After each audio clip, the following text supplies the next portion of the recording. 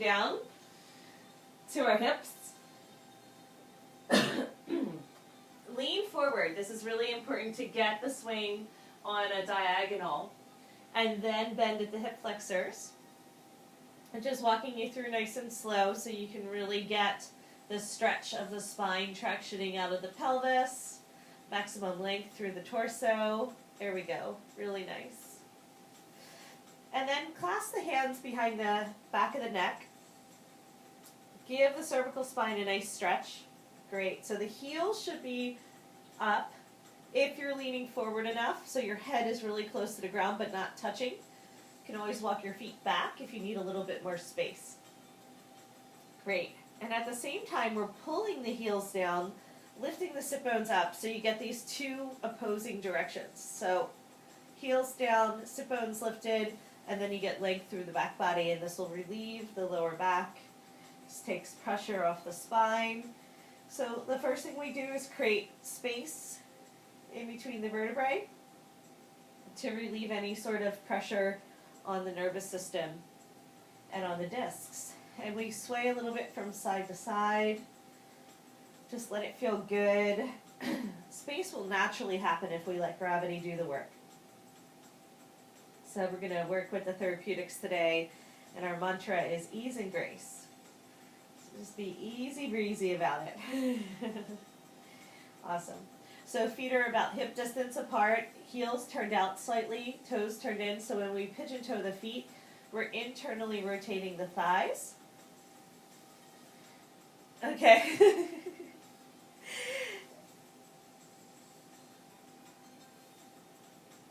Can you hear okay? Oh, okay.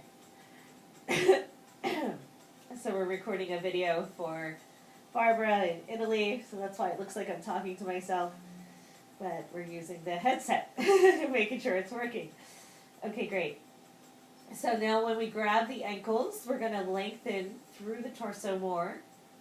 So heart presses towards the knees. And just let the head be in line with the body. So we're not pulling our head forward. We're pulling our heart forward. Very good. Okie dokie. You might find you get a little stuffy when you're upside down and sound funny. It's just part of the deal. So release the ankles and spread out. So I like to pull my mat forward. So I'm going to make sure my hands are grounded. Okay? So I'm going to expand into a down dog. So in the down dog, I'm in a nice V shape in the body. The same length through the back of the legs. Hands pressed down strongly, hearts pushing towards the earth. So now I like to do the cat's meow. So the cat's meow is where you pull forward and then push back. And I'll just turn around for this one. So I'm facing this way. You can still see me well. Okay, so when I pull forward, I arch and open. So when you pull forward, it's like the cat-cow. Oops. So in the cat-cow, you really want to lengthen through the front of the torso. It's really important to lift the chest here and get onto the fingertips and tippy toes. Mm-hmm. And then in the meow part, you press back and you round in. So you're looking towards your navel. So you press back with your hands, but you can still be up on your tippy toes. So let's undulate the spine. Inhale, arch and open. Exhale, press back, round in. Inhale, lengthen. So our objective is to create as much space in the body as possible, and the swing is supporting us. So follow your breath. Undulate forward, and then exhale, press back. Inhaling forward. Exhaling back. Now this time we're going to inhale, pull forward, and go ahead and lift the left leg up. We'll do the same side. And then you're going to exhale and pull the knee to nose. So start to strengthen the core around this space that we created. Inhale, lift and lengthen. Exhale, squeeze, and really round in enough so you're pulling your knee to your nose. It's not going to touch, but you really get that engagement, activation. Exhale, squeeze. Inhale, lengthen. Exhale, squeeze. So much easier than doing the one-legged down dogs when we're on the ground, but still gives us enough strengthening through the belly, through the abdomen, that we can start to maintain that length through the torso once we're in a standing position. So the key to releasing the back is to open it, like we were talking about, open up, and then strengthen around the openness. So we're going to inhale, right leg up and arch. Exhale, pull the knee in and squeeze. Inhale, lengthen. Open. Exhale, squeeze. Good. So always lengthen first and then strengthen around that. And this should feel good. We're also obviously incorporating the strength of the quadratus and the lower back. So you might feel a little intensity there. You can always take it easy on the lift if there's any sort of pain. But if you can get that maximum length, the more you lift your leg, the more intense it is through the glutes and low back. Exhale, squeeze. Okay. And then come on down. Relax onto your forearms. So I'm going to create a tripod with my hands. And just let yourself rock from side to side again. If you want to go a little bit deeper, walk your feet forward a little bit more. That creates more length through the hamstrings and calves. Good. And then we're going to drop onto our forearms, kind of like a dolphin pose, but then we're going to let our feet float. I call it floating leaf. So in the leaf, we're just going to let ourselves rock and sway. Really easy from side to side. So we're not really engaging.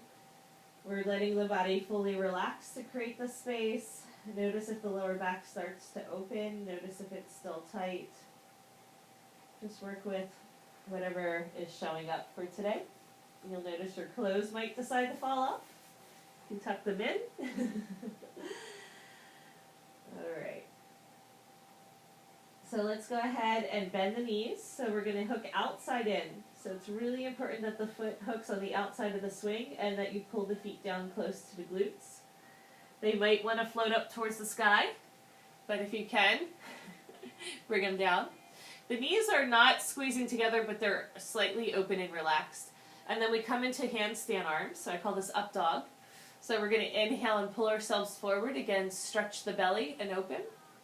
Exhale, just press straight arms the whole time. Press your chest down towards the earth. Upside down dog. Inhale, up dog. Exhale, upside down dog. This is how we turn our frown and our dog upside down. We hook our feet. So press back. And then inhale forward. Just a few times, just notice what happens in the shoulders at your own pace and your own way. If you really go slow and controlled, you'll get a nice opening and strengthening, stretching through the shoulders. But if you bend your elbows and be really kind of relaxed about it, we don't get that engagement through the arms. So see how strong of a practice you want for today. But I really encourage you to go slow through those sticky spots, because it'll really help the shoulders open. Okay, cool. Really nice. We're going to keep the left foot hooked. Bring the right foot down towards the earth.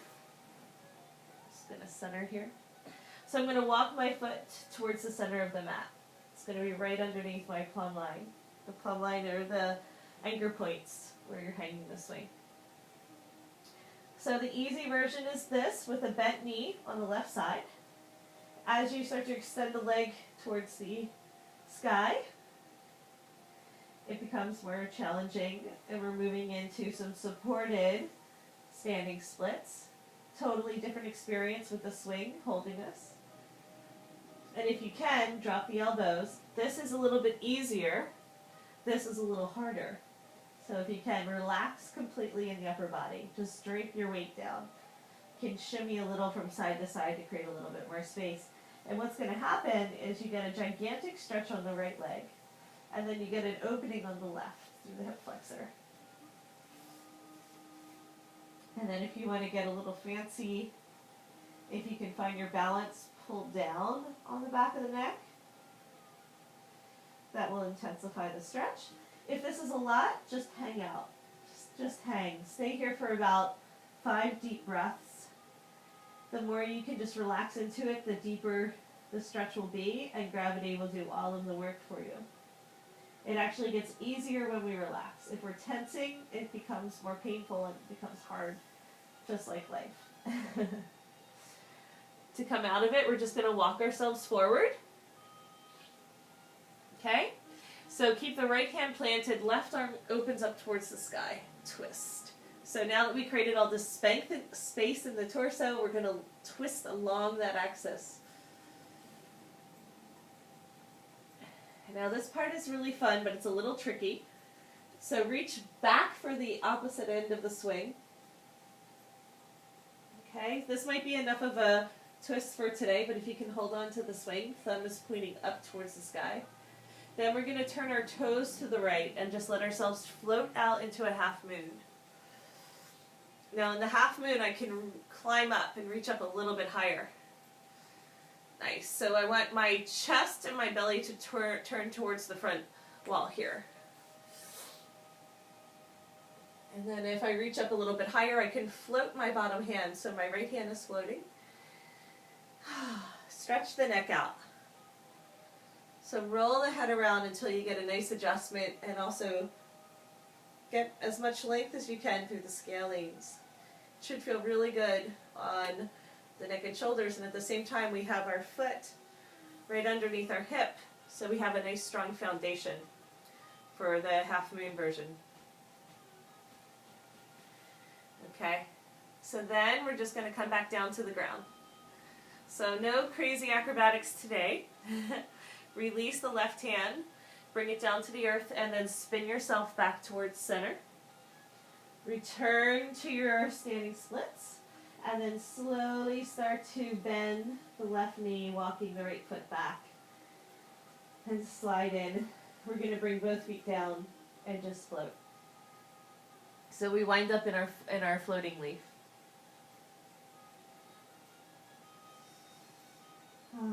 Very good. So let's go ahead and press up into our down dog. Okay. And from our down dog, let's go ahead and hook the right foot outside in. So at first, you just kind of kick the leg loop out of the way. I just kind of karate chop it. Doesn't matter if your foot hooks onto the leg loop, it's no big deal. We're not using the leg loops right now. Okay, so one-legged down dog. This would be the easier version. Now, if I step forward and start to slide my foot up towards the sky, it's more intense. So find your position. You can do halfway, or just try to straighten the leg. The right leg is going to extend towards the sky. So from here, if you keep your arms straight, it's easier. If you bend your elbows, it's hard. It becomes more intense. And just find the place where you can let the body rest. Who knew that standing splits could be a resting pose? But they can, with the right support. And this swing is completely holding us so our hands can be freed. If you want to get fancy, go ahead and clasp the hands behind the neck. Pull straight down and get some length through the cervical spine. Now, the more that we pull that left heel down towards the earth, the deeper the stretch through the hamstrings. So find your balance. Find that place where you can relax into it. 5 deep breaths if you can. This is a pose you want to stay in for a while to get the benefit. And then when you're ready, we're going to straighten the arms and place the left hand in the center of the chest. Right arm reaches towards the sky. standing split twists.